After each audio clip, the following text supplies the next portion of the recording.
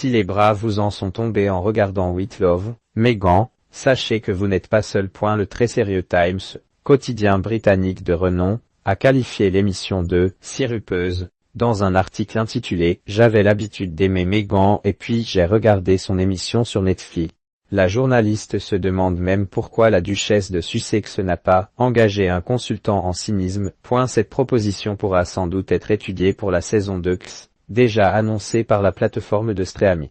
Le tournage est terminé et ce fameux consultant pourrait toujours être utile lors du montage. Une émission sur l'art de vivre pour une vie que personne ne peut avoir. Le Guardian ne s'est pas encore remis des informations inutiles qui lui trottent dans la tête depuis, et se demande si l'émission n'est tout simplement pas un exercice cynique pour faire de l'argent facile, tout en rappelant que Netflix a payé les Sussex 78 millions de livres sterling pour avoir leur faveur à l'écran. Pour le Financial Times, également, With Love, Meghan est une émission sur l'art de vivre pour une vie que personne ne peut avoir. Est-ce à dire que Meghan Markle est hors sol? Pas seulement, pour le magazine Rolling Stone. Meghan Markle est juste une fille, qui se tient devant des fans et leur demande de l'aimer, titre-t-il. Pour le média, l'épouse du prince Harry a uniquement prouvé qu'elle n'est pas prête à être vraie.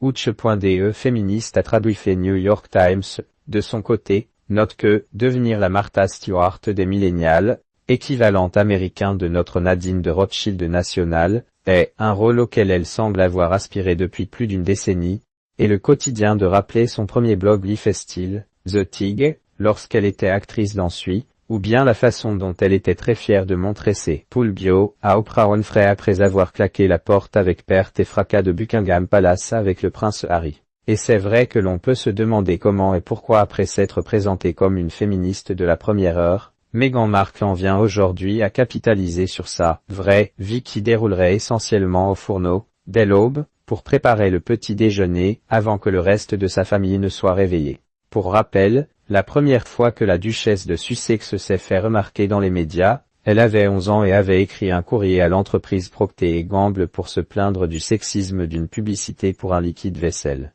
Une lettre qui était arrivée jusqu'à Hillary Clinton et avait poussé la société à changer sa réclame pour y inclure des hommes faisant la vaisselle et non uniquement des femmes.